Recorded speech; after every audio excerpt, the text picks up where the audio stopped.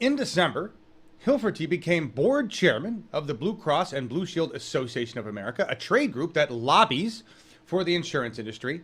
That's not what he's doing for the committee, but this is something else he does. Okay. And he serves on the board of directors of America's Health Insurance Plan, AHIP, the insurance industry's lobbying group that spearheaded the campaign against the Affordable Care Act. Now, again, he's not lobbying as the host, chair of the Democratic National Committee. He's not doing that. These are just other jobs he has already. Okay, so it's very many chairmen of the boards of lobbying committees. Oddly enough, one of them worked really hard to get rid of the Affordable Care Act. A lobby registration documents show that the BCBS Association is actively supporting a number of Republican bills to roll back provisions of the ACA.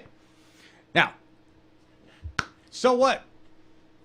So what? Okay, he's on the board.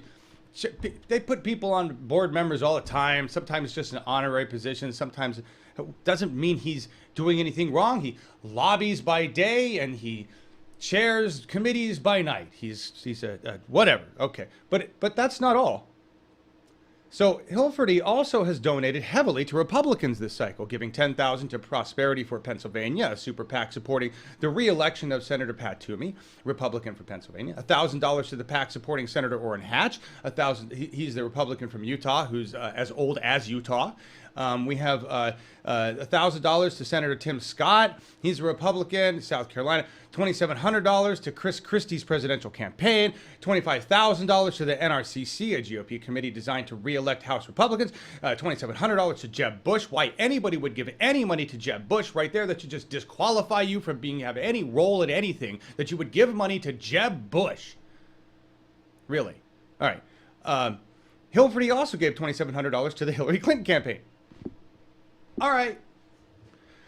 But that's an awful lot of Republican people handing money to these Republican people. And you're the host of the Democratic, right? There's the Republican Party, supposedly, and then there's the Democratic Party, supposedly, and he's hosting the Democratic Party, but he's giving an awful lot of money to Republicans. And he works on his day jobs that have nothing to do with this one. He seems to work for a lot of Republican-esque, GOP-dominated, committees like getting rid of Obamacare and stuff like that. Lobbyists for the insurance industry, which are, so. All right. Well, Scott's coming in now. Scott's coming in now because I told you this gets better. Oh wait, we lost the camera. Hang on a second. Got to fix the cameras. Bouncing all over. This gets, but wait, there's more. Oh, and you guys don't have the overhead either. Hang on, everybody. There. Let's get Scott on camera. Scott's going to educate us. Scott's going to educate us. Hang on. Scott's on camera 3. Good morning, Scott. How you doing today? Good morning. Okay, so everybody, just before you say anything, Scott, I want to check comments. All right, I want everybody to understand that what we're talking about is in my mind ridiculous. Right? Remember the headline. The headline is Democratic Convention hosted by Republican donors, anti-Obamacare lobbyists. Now, Scott, tell everybody what you told me this morning. The same people that give money to the Democrats give money to the Republicans. They want to influence both sides. Now, so this is normal. In this current climate, with the Republicans controlling the House and the Senate, they'll get more donations than the Democrats. If the Democrats took the Senate, then Senate Democrats would get more money than House Democrats, because those are the people that can pass the bill. They give more money to the side that has control. It's the same lobbying groups, right? Right. Is there not? The insurance industry did not oppose Obamacare. They opposed the public option in Obamacare, and they defeated it. They supported the candidate because they're making tons of money. Everybody has to buy health insurance. The insurance industry supported Obamacare.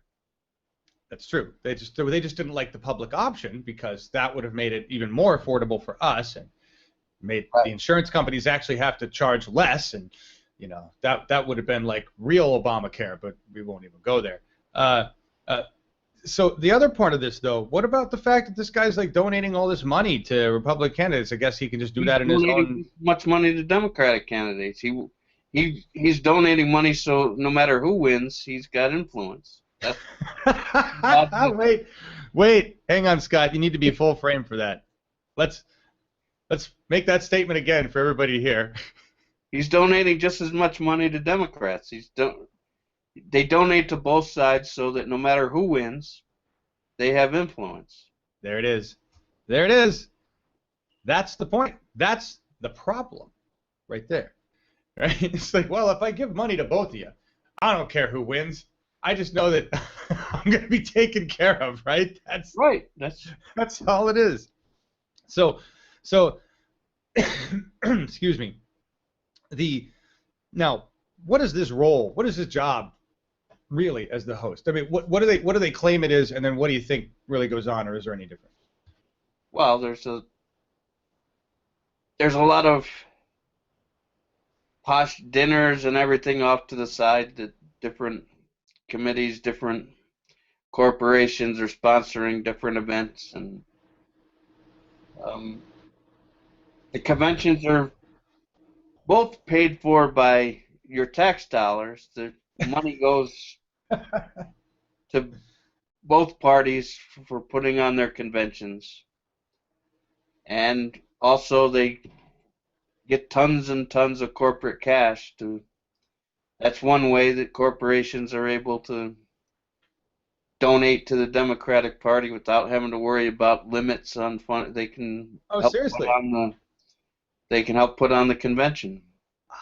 Now, does all the money that they throw into there have to go to the convention? Is that itself, like, we make it a big party and it gets spent? kind of like all the other money. Well, it came from Hillary. It went in, and then it went mostly back to Hillary, but it went in, right? It was money in, money in, money out, wherever it goes, wherever it goes. So now here's where we get. So hang on, I want to make sure we don't have any questions here. People, good morning, everybody. By the way, I didn't start right. Everything was so messed up today. I didn't start right. Good morning, everybody. Let's say hello. Who's all here?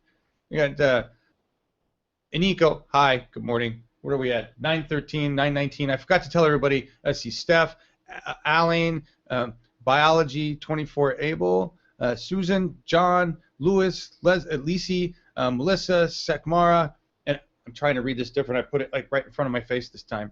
Party of Dogs. Hi. How you doing? Jill, Snyder Fam 5, Jessica, The Quicksilver, Manic DBB, Lewis. Hi everybody. Leisure, Smith, Bernard. Hi everybody. Lots of people. Good. Hi. All right. So I forgot to tell you a couple of really quick things. First of all, Bernie's going to be at a reservation at 9:45-ish. We have a link to the feed. I'm just going to cut to it because he never gets coverage, really, and he never gets coverage certainly when he's on a reservation, and it's always cool to see him speaking to Native Americans. So we're going to cut to that and just run it. All right, so we will be doing that today.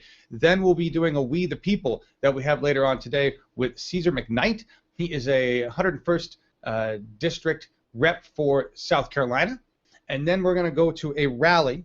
In between then, we may have something going on. No, we don't have. Never mind. There's a event today that we're not covering that I want to talk about before I forget, and that is the Break Free Colorado event. Break Free Colorado, this is a protest that's happening today regarding fracking, regarding the bullshit that's going on down there. Eric Parsons, one of our volunteers and family for me, and Mickey San Miguel, one of our volunteers, and also the cameraman for the majority of the Democracy Spring March, they're both there.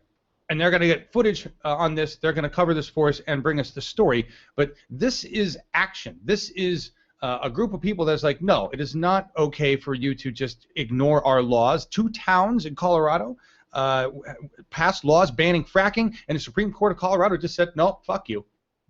So this is a group that is performing acts of civil disobedience and doing what it takes to stop fracking in Colorado, and I just wanted to get that in there and support that group of people. Now, good morning.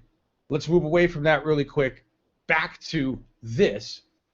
Scott wrote this great article the other day on RSN about some history of the DNC and the DLC and Mr. Bill Clinton. And oddly enough, it just talks right to what I was speaking of, because when Scott told me that this was business as usual, been going on for a long time, what am I complaining about? I freaked my shit. Like, what do you mean? It's not. Ah! I went nuts, and he's like, I'm not telling you it's okay. I'm just telling you that's the way it is. All right? So a long time ago, people gave up their power. So, Scott, tell us, educate us, man. What's up with this DLC